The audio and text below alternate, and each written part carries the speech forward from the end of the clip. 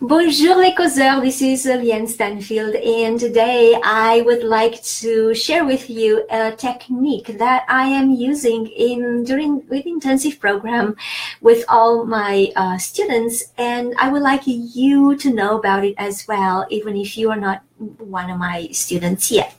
So this technique, it's really very important to know because it transforms you from a learner to a speaker, from a learner to a performer.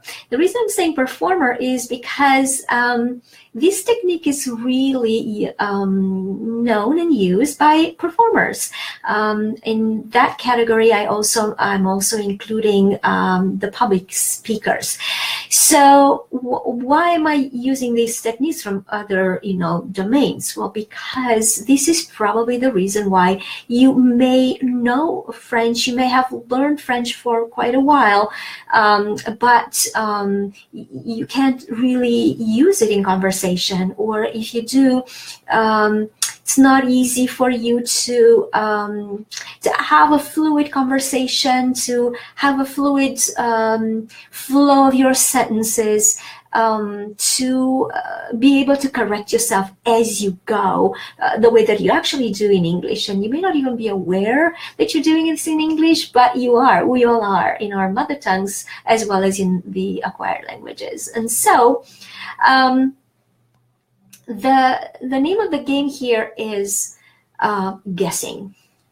And many of my students, when I first introduced them to this technique, I'm not discarding the other techniques that like really knowing what you're gonna say, really knowing the vocabulary, really knowing, the verb conjugation, the grammar and everything. But guessing has its place, the same way as ad-lib has in improvisation, in improv, right? So the technique is really to make your conversation more alive, more natural, so that you don't sound like you are reading from a book, which many of the people told me that they feel like they sound like. So when is the guessing technique used? So first I'm going to say when you are learning.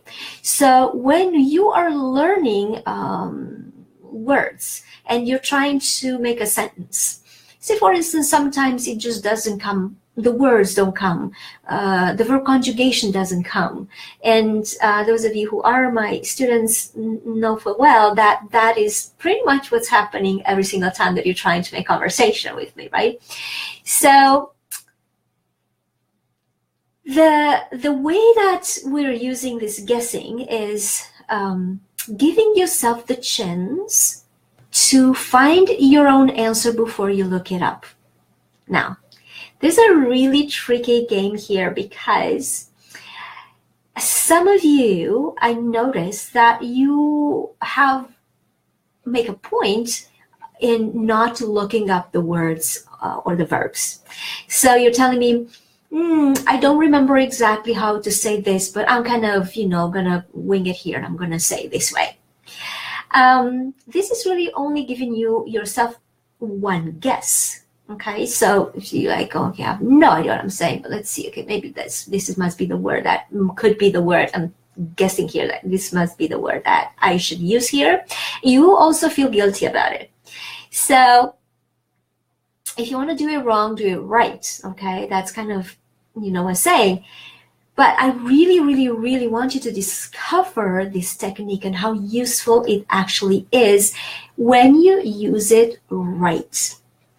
So imagine that you don't remember and think about an actual word that you keep forgetting.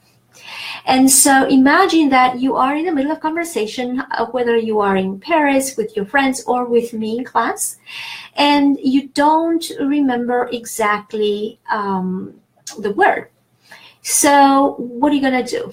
You're going to probably say a different word and you're going to stop there. And you're going to say, oh my goodness, I really suck right now. I don't remember this word. And it's really easy, probably. And why don't I know it? Beating yourself up for it. Or, so either you're replacing with a word that you're quite not sure of, or you're just going to drop it and switch to English, which does come up pretty often, right? So what I do suggest that you do instead is, instead of dreading the fact that you have to guess and not knowing, to actually play a little bit with your guesses and give yourself 3 guesses. Literally give yourself 3 times to guess, and actually guess 3 different words. So if you're saying, oh my God, I have no idea what word comes here, or the conjugation, because it can be the conjugation, and I know that's happening quite often. And so give yourself the first guess, take your time with it, and maybe even write it down if you're in the middle of a practice of some sort. Then it's like, okay, maybe that's not true if you're not with me, right? If you are with me, then I am going to tell you, well, maybe this is not the word you're looking for. Let's guess again, okay? And then guess again, but guess again, not in the way that, oh, you know what? I mean, this is the only word that comes into my mind. I can't think of any other word. But do actually think of another word. And it may be difficult sometimes, but really go for it, okay? Really go for it, just because you really never know until you do what are the connections that your brain makes between words and how you're actually going to get to the right word that you're looking for. And so the second guess must be different than the first one. And if that's not quite, if you're not quite sure of that, or you really know that's really not it, or if you're working with me privately, I mean like one-on-one on Skype, and I'm telling you, well, this is not quite the right word, then go for a third guess and make it different again. In my experience, about 85 to 90% of the times, my students are finding their own answer just by guessing these 3 times. But the third time, they're finding their own answer. What is the advantage of finding your own answer? You're going to find your own answer and correct yourself faster and faster. So from the third guess, it's going to move back to the second guess. It's going to move back to the first guess. It's going to move back to the initial statement or sentence, whatever it is that you try to say in the first place. So that's how the brain works. There's a reason why I'm using neuroscience in my method, because we need to know exactly how the brain creates these pathways so that we use this tool that is the brain, instead of actually being kind of stuck with things that we think we know about our brain, or what we really learn as habits when we were little, or during our life when learning something. So 3 guesses are the rule of the thumb. You know, I like a rule of thumbs. I like cheat sheets because they actually help you speak rather than get you stuck. Now, why is this guessing method better than actually looking up the word, or is the looking up the word better than the guessing?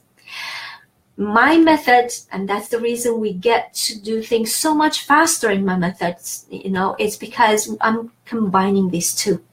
So you're guessing the first time, you're guessing the second time, you're guessing the third time, you didn't guess it well, then you go and look it up and write it down. And that's probably going to be at the beginning.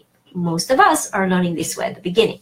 But then the more we practice, the more we use this particular technique, the faster we're going to get to the right answer, to the right version of the word,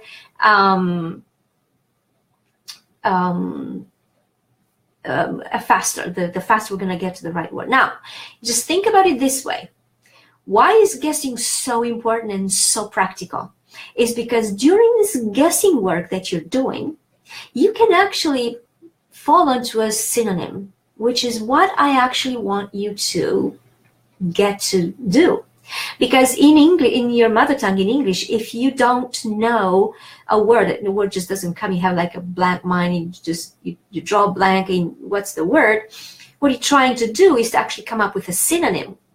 And so coming up with a synonym is how eventually your speech or your conversation in French will get more and more fluid and faster.